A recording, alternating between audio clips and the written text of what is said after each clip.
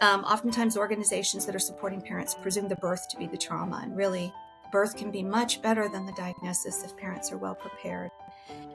Because we're providing trauma-informed care, it's very time-consuming care for parents about relationships. We say that connection is the antidote to trauma.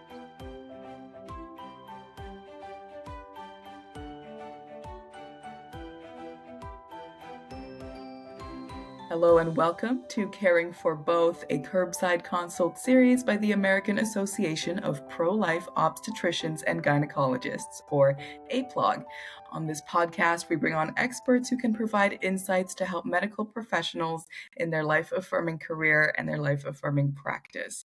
I'm Miriam Diallo. I'm APLOG's communications manager, and I'm excited to be hosting this episode today with Tracy Winsor, the co-founder and training and service development director at Be Not Afraid, which is a private nonprofit organization that supports parents who are planning to carry a pregnancy to term following a prenatal diagnosis. BNA has staff and volunteers that strive to develop relationships of trust while providing for the emotional and tangible needs of parents at diagnosis, during pregnancy, at birth, and during the postpartum period for up to 1 year. I'm excited to talk about the work that BNA does to support families and how medical professionals can utilize this invaluable resource. Tracy, thank you so much for joining. Let's dive in by starting with the founding of BNA. How did you come to be the co-founder of Be Not Afraid?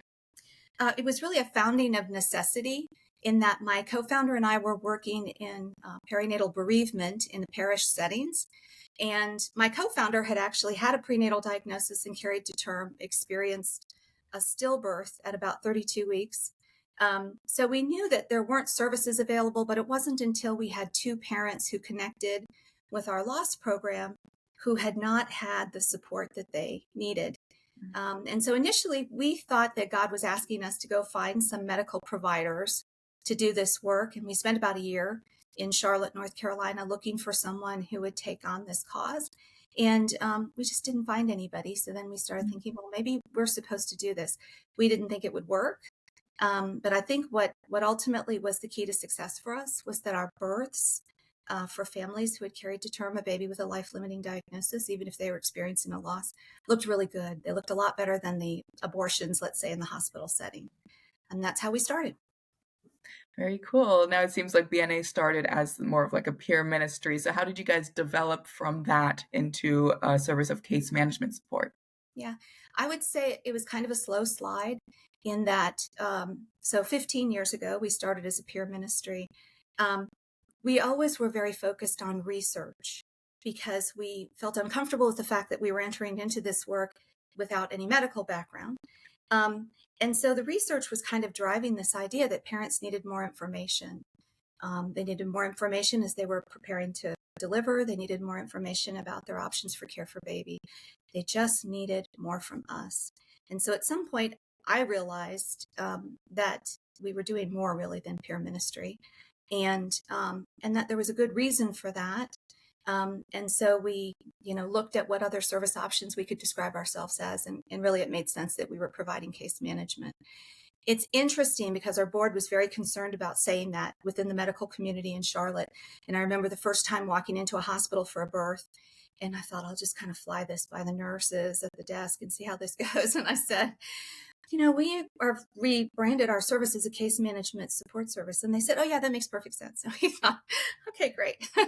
So that's kind of how we evolved into case management support. Very cool. Very cool. And yeah, that gives us a great idea of where BNA is at today. And it clearly establishes the very strong need for the types of support that you guys provide. Just following up on that point, just because we have a medical professional audience, a good chunk of whom are OBGYNs, just wondering, what are some of the most common things that you've seen women say that they wish they'd gotten from their OBGYN during the time of their child's diagnosis that they didn't get, whether it be, things they wish their doctor said or services or resources that they could have offered? Yeah. I think that oftentimes women who come to us that are going to a doctor that's pro-life, they know that and they made that decision, right? So their expectations maybe are higher of that doctor around some specific issues. I think one thing is not to use lethal language around diagnoses that we often hear lethal language used. Characterize those conditions as life-limiting. I think sometimes people worry about the uncertainty that presents to parents, but parents with good support can deal well with uncertainty. The other thing is NIPT testing, or cell-free DNA testing, has become so common. And, one really good reason for a woman to seek out a pro-life OBGYN is the idea that they won't be having to consent to testing, like genetic testing, that they may not want. And so I think informed consent around NIPT would be good. Oftentimes, parents will say to me, I thought we were finding out gender, and my pro-life OBGYN blinded me with the finding for some other genetic condition that I didn't know was happening. So I think especially good information around NIPT. And then I think the delivery of the diagnosis needs to be handled in a way that recognizes that most parents experience the diagnosis as traumatic. I mean, nobody enters into testing imagining that they're going to get bad news. They think they're going to get news that'll be helpful or news that'll be great. Or in the case of NIP, they want to find out as early as they can whether a baby is a boy or a girl. And so just knowing that 88% of mothers experience this as a traumatic event, 83% of fathers, and maybe making certain that that's not, let's say, a phone call while mom's driving, or maybe a call at mom's office. I know it's time consuming and it's difficult to imagine that. But minimally, at least to follow up with a call. Let's say if the news is delivered by a nurse, to follow up with a personal call after the fact. That would be really helpful.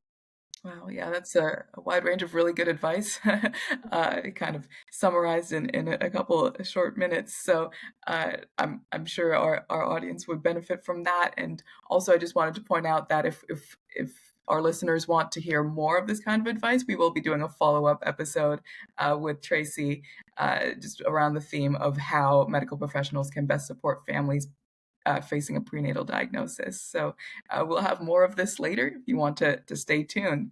So you've already established the strong need for your services. Let's dive into the uniqueness of BNA. How are your services and training different from the other services that might be available to parents with a prenatal diagnosis? Yes. I think first and foremost, our training and our service is 100% life affirming. So that covers not only, and this is kind of unique even in this field of supporting parents with a prenatal diagnosis, the willingness to provide informed consent and advocacy for carrying to term for parents who are undecided, all the way through to appropriate care for infants with disabilities who are often subject to limited care, which can impact their outcomes.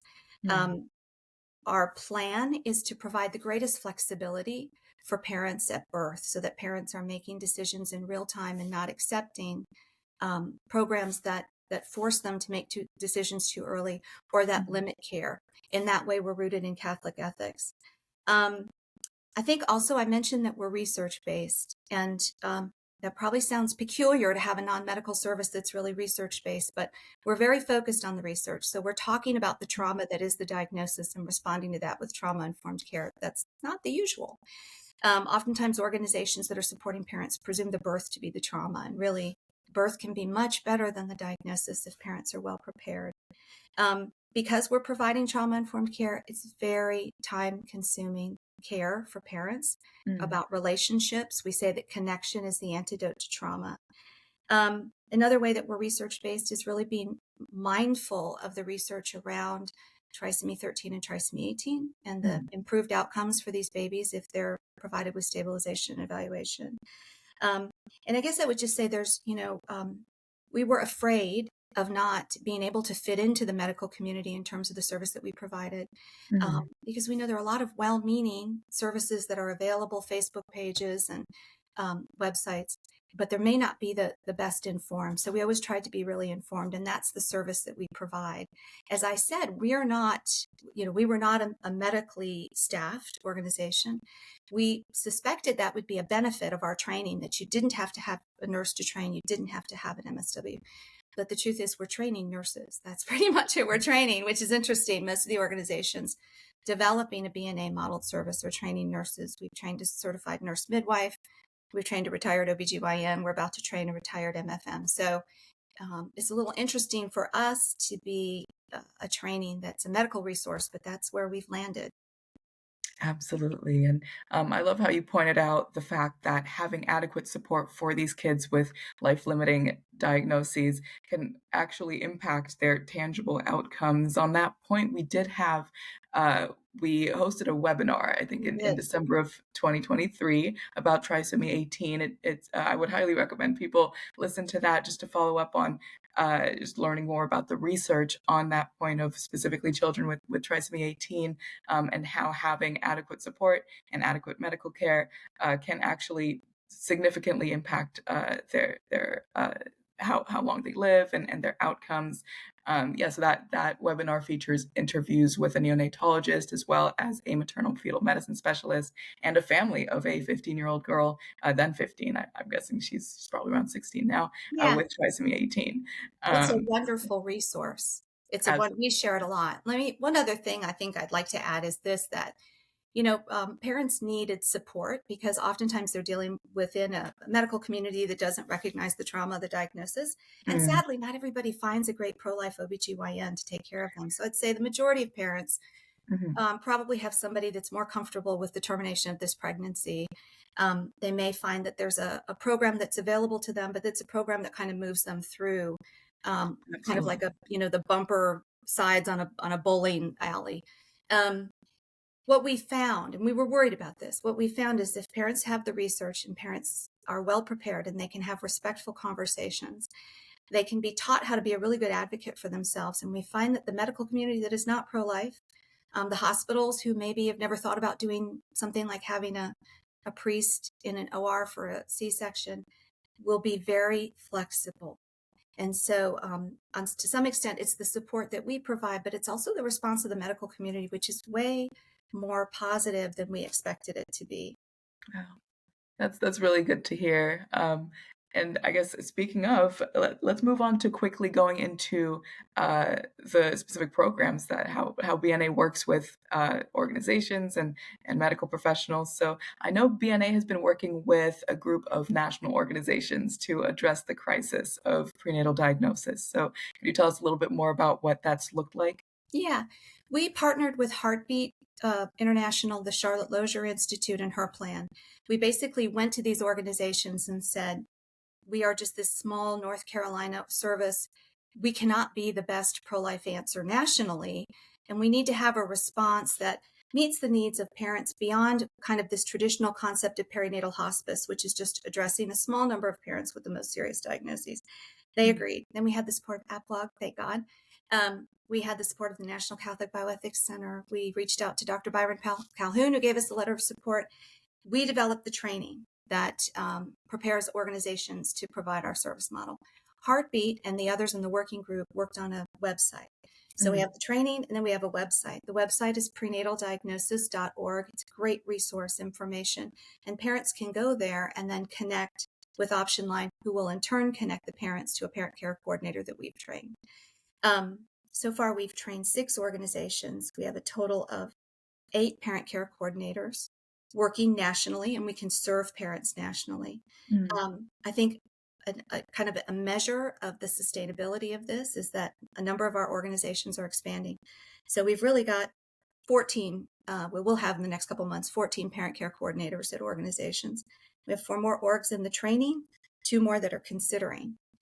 So we're building out this network with the support of the national organizations because we knew we couldn't do this alone. Again, thank you for y'all's support. And we're serving parents nationally. Parents can be referred by a doctor either through prenataldiagnosis.org, Mm. or you can go to the benotafraid.net website and refer parents there. And I'll certainly be sure to put all those links in the show notes so that people can access them directly just from the episode description. And yeah, it's great that you mentioned Heartbeat and her plan. Just yeah, we actually did have an interview with Cheney Gooley from her plan, and that was late in our first season. So if anybody wants to listen back to that, learn more about that great organization, and it's great to see so many wonderful organizations working together to provide life affirming support to families in need. Most So definitely. Because we couldn't have done it alone. I mean, we knew that we Absolutely. needed to bring along some other organizations, and we're just very fortunate that everyone was so receptive to this idea. And that's the only reason we have this network, thank God. Absolutely, absolutely.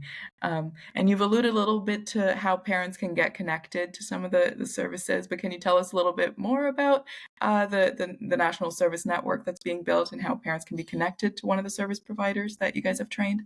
Yes. So again, if you go to prenataldiagnosis.org, that has a wealth of information. It's the first life affirming website for parents with a prenatal diagnosis. The information about trauma is there, information about stabilization and evaluation, information about diagnoses. It's a very well designed website.